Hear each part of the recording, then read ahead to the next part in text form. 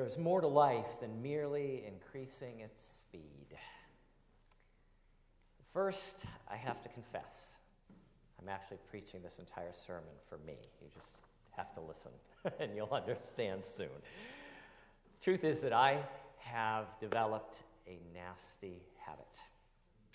It has been many years in the making, but what was occasional is now chronic.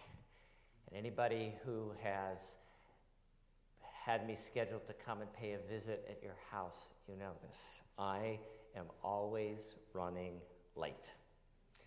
I'm running late because I tend to overbook my schedule. I'm rushing late because I'm trying to squeeze too many things into too little time. I'm racing late because I refuse to accept that there are only 24 hours in a day.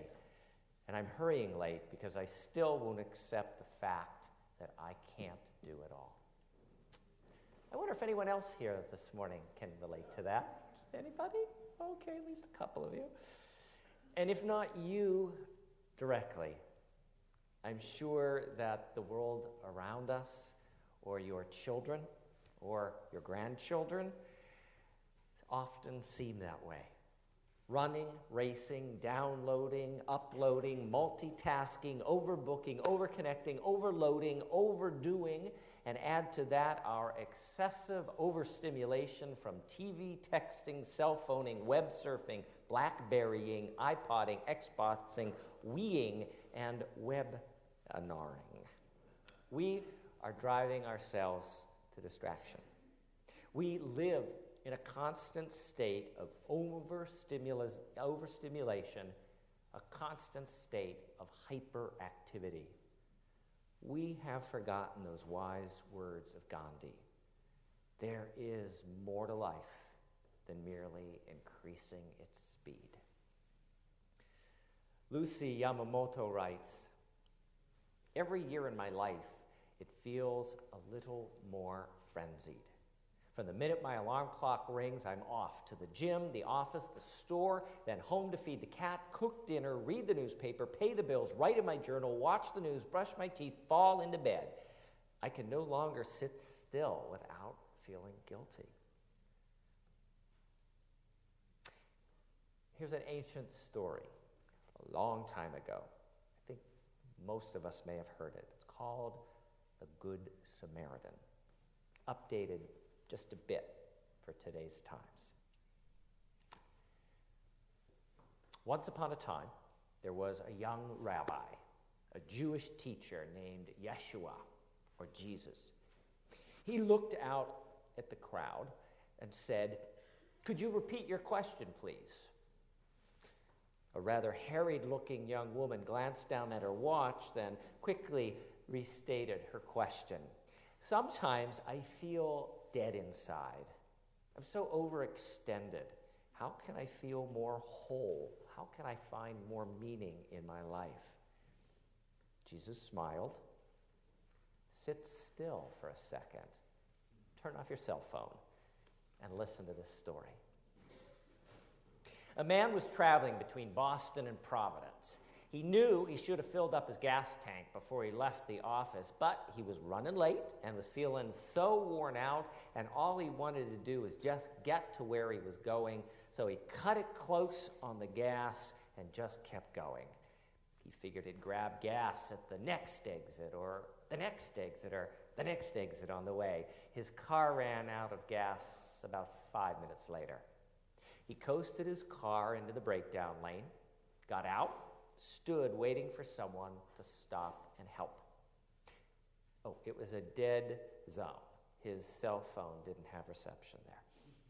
A car drew up. In it were two college-age frat boys from Brown University. They slowed down, yelled something at him that I can't repeat in church, and almost as an afterthought, threw at him hard an empty beer bottle. They didn't mean it to happen, but the beer bottle caught the man on the forehead, breaking, cutting into his skin, and it almost knocked him down. Seeing that they'd hit him, the frat boys freaked out and pulled away fast. And there that man stood, stunned, bleeding, hurting. Another car came up, slowed down.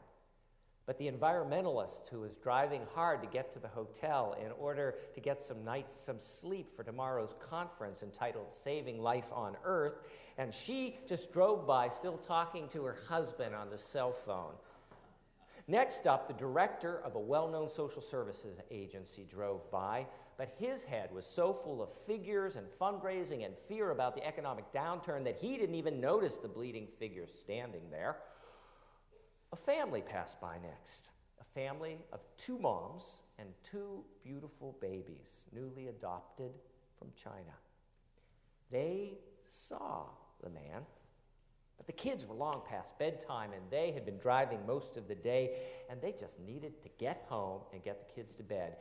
And he didn't look that hurt, and if he really needed help, wouldn't he have called 911 on his cell phone? They drove away.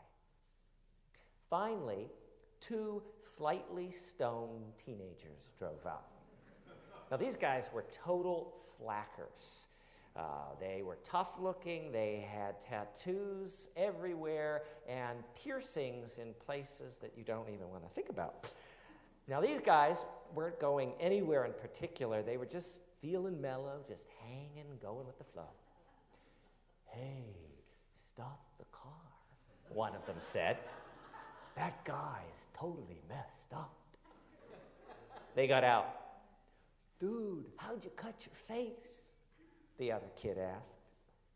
The 2 teenagers helped the injured man into their car, drove him to the emergency room at Rhode Island Hospital, where they hung out with him for 4 hours until he was finally admitted. And the next morning, they came back and said hi.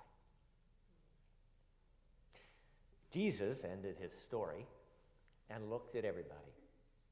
We want to be happy. We want to find connection.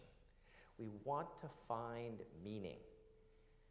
But do we even have the time to be human?